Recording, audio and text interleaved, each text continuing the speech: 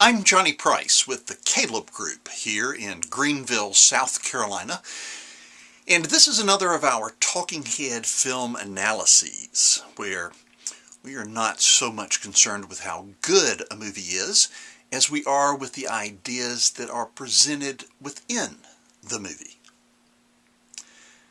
Well, the film The Town is a well-made cops and robbers caper, starring and directed by Ben Affleck. It is also an excellent example of how manipulative a movie can be if you let it.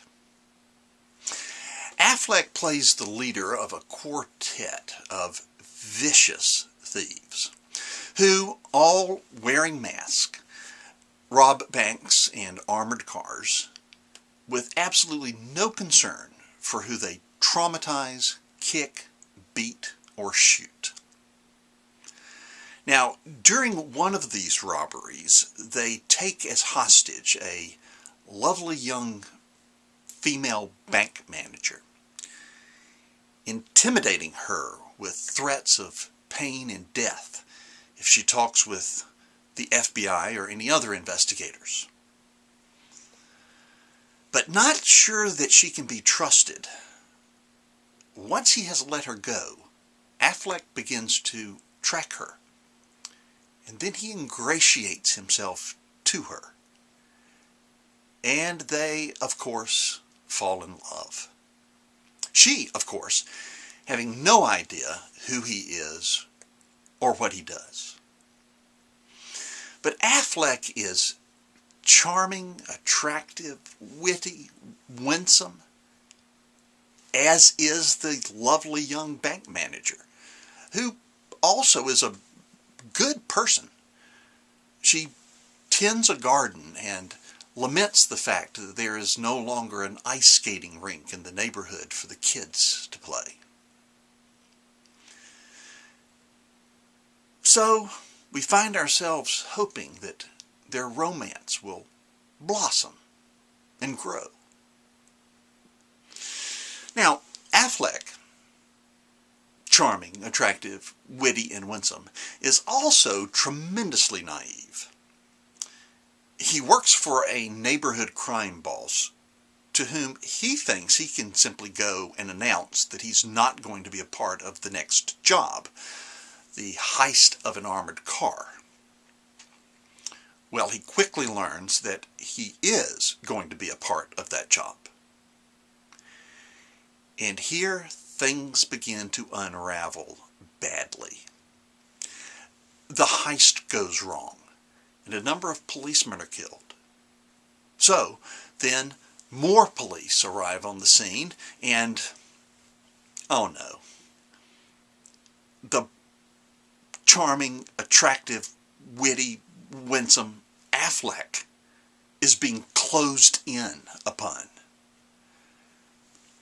But with several other policemen killed, and the sacrificial death of the getaway driver, Affleck, the only survivor of this quartet of thieves, gets away with tens of thousands of dollars. But, man, it was so close.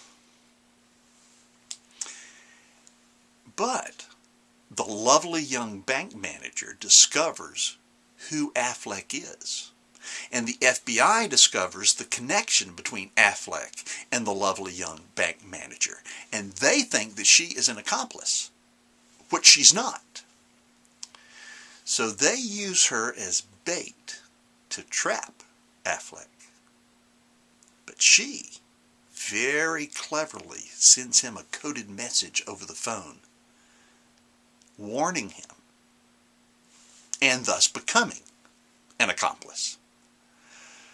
But thankfully, Affleck gets away. But his conscience is bothering him. And so instead of keeping all of that money for himself before he escapes to his tropical hideaway for the rest of his life and never again sees the true love of his life, he hides most of the money in the garden where the lovely young bank manager can find it. And she does. And in turn, she builds a new skating rink for the neighborhood kids with the hard-earned money stolen from other people. But we leave the theater satisfied. Law enforcement has lost. We're grateful Affleck is away and safe, even though he is a rather vicious thief with no regard for the impact on those whose life earnings he has stolen. And we're happy the lovely young bank manager has decided to keep all of that money, which belongs to other people. This has been another Talking Head Film Analysis. I'm Johnny Price for the Caleb Group.